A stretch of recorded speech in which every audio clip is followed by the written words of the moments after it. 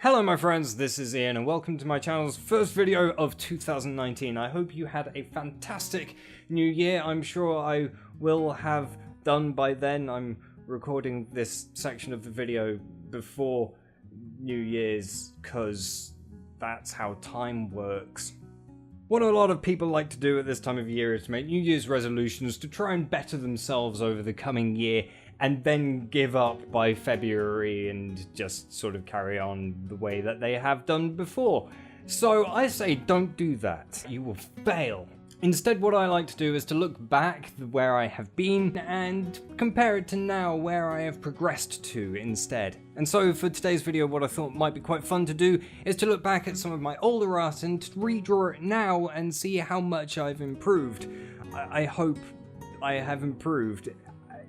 Please God, tell me I've improved. So the piece of artwork I've decided to try and redraw today is a piece that I did back in 2014, and it was a pair of mechs. Now, I actually didn't do a bad job on these. Like, the final designs are actually pretty cool. Like, I'm kind of happy with how they turned out, but I didn't put any kind of background into it, and also they took me 17.5 hours to complete both of them.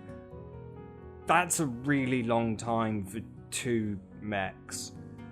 Why I decided to draw mechs as the first video on this channel doing artwork is beyond me, because mechs have never really been my forte. Big robots and stuff, that's not me. I don't do that. I haven't really done that since either, so I've not practiced doing any mechs in the time between this. And like I say, this was 2014, so that's 4 years. No, 5 years, 2019. So I'm really looking forward to seeing how this turns out. I'm going to try and combine both of the mechs into one piece and do a background and improve on the designs a little as well. Yeah, this is going to be an interesting one. Well, that was good timing. Guess I better charge the lights. I'm going to start off by saying that there is going to be a dramatic difference between the final piece that I create during this video and the final piece that I created in the original video, and there are a number of reasons for this. Primarily, and the most obvious one, is that over the last 5 years I've gained a lot of practice. I've spent a lot of time trying to improve my artwork and trying to really establish the areas that needed improvement and focusing hard on them in order to improve my artwork overall. That's the obvious thing. The other things which hindered me in the past, which aren't hindering me now, are I was very new to using Photoshop. I think I'd only used Photoshop a few times. I had the program for a few years by this point, but I'd never used it as a painting medium. And the second thing is, I was using at the time a very bad graphics tablet. This was, I can't remember what it was called, a G-Pen, a Genius F10 or something. It was built for Windows Vista. It was a 5-inch graphics tablet and had very minimal pressure sensitivity. It wasn't the best setup for drawing in Photoshop. So those were the two main problems that I had then. So as I say, there is going to be a dramatic change, and not only just in the quality of the final piece, but also in the aesthetic. The style is totally different. I knew all too well that there was going to be a dramatic difference between the two, but I've never done a side-by-side comparison like this, redrawing something that I had drawn previously in my new style.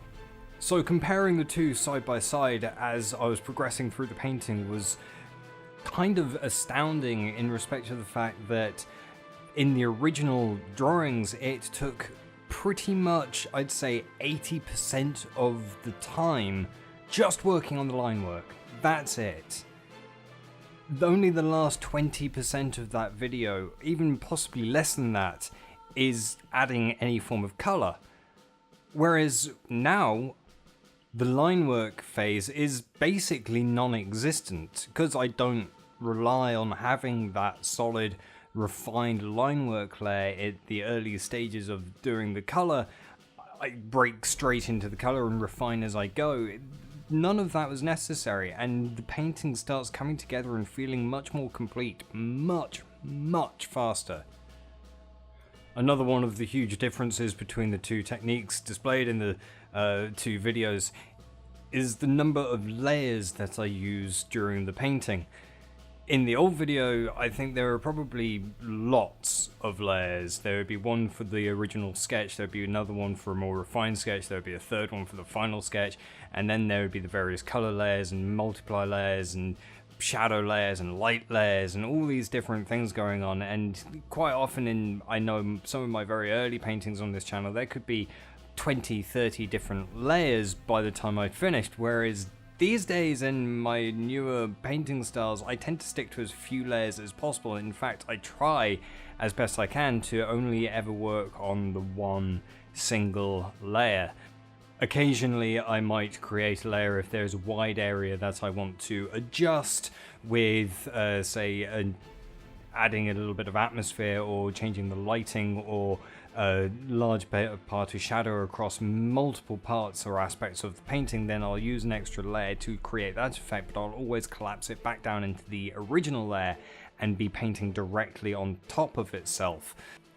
This totally gets rid of all the confusion of over which layer that you're painting on. I don't have to worry about any of that kind of thing, painting on the wrong layer. But it's also really simple to then change things as I'm going. You'll have noticed earlier in the painting that I totally changed how the leg mechanism on one of the mechs works, and that happened in maybe 2 or 3 minutes. I was able to accomplish that because of the way that I'm painting, because the paint is going down very loosely and I'm refining as I'm going. It's very easy to make big changes in very short amount of time without really having to worry about whether it's going to mess up my layers or anything like that. I really like working on the single layer. That's what I'm trying to say.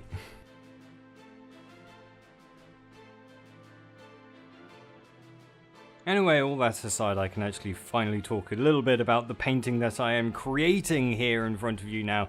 Obviously, we've got the two main mechs from the original video. There's actually a third mech off in the background in the left-hand side, and a couple of them disappearing off into the distance. In the original video, I did design a third mech, or I started sketching it, but I abandoned it very quickly. And I decided, just as an homage to that, I would do one as a sort of inspired by that. It's not exactly the same. This one, actually, I ended up putting like big tank track things on it. So it looks a much bulkier, bigger mech than the other two. So it's sort of, I guess, the tank of this world, whilst the kind of the white, the metal one in the middle is, I guess, like the main infantry, whilst we've got these spider bots which are running around, and they are the mechanics. They're running around fixing up these mechs as they're wounded in battle, I guess. Well, certainly that's how I was imagining this world as I was creating it, and that's something I always like to do, is to try and really get into the world that I'm creating and try and figure out why is it that these are interacting in this way. What kind of world would this be? So the whole time I'm drawing inspiration on just ideas that I've had for this world as things to include in the background and how this world functions as a place. So I've added a city in the background, and there's various space shuttles and things flying over. This is obviously some kind of war ground, whether these guys are, I think, rebels perhaps.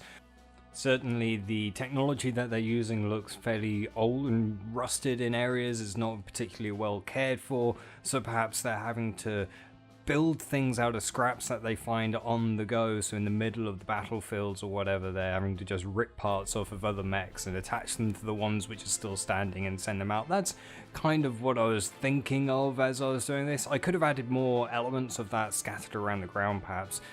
Some of the spider bots could have been scavenging parts from other robots, but by the time I'd kind of come up with that idea, I'd basically laid in everything, and I didn't want to go back and overdo. Although, as I said earlier, it would have been fairly simple to do so. I didn't want to ruin the composition that I'd already created by adding yet more elements and making it too busy. It's already a fairly busy painting, to be fair. Now, I could spend a couple more hours really refining this picture, and I'll talk a little bit about that at the end of the video. But for now, I'm going to call this painting pretty much complete. Considering this is a subject that I do not paint, I'm really happy with the result.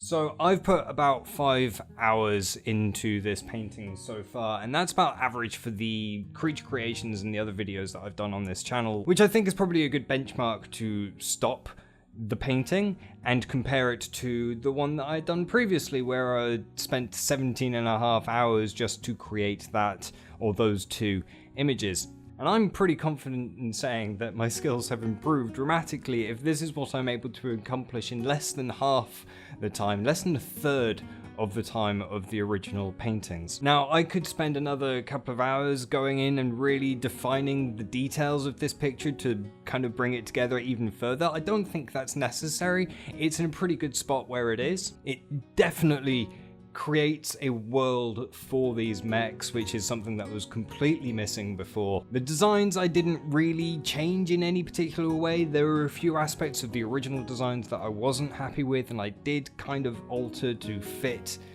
better. Things like the shoulders on the main mech in the back here, they looked really kind of, well, rubbish in the original, so I've bulked them up and they look a lot more robust, and I think that looks a lot better. Also, with the spider bots, they seem to be a little bit more useful than they were in the original design, where it didn't seem to make that much sense to have this big spider bot to carry things when you could just use, I don't know, something else. Whereas now they actually seem to have some kind of a use or a function in this world of mechs. So before I say goodbye in this video, I will say that time has once again moved on, and it is now New Year's Day.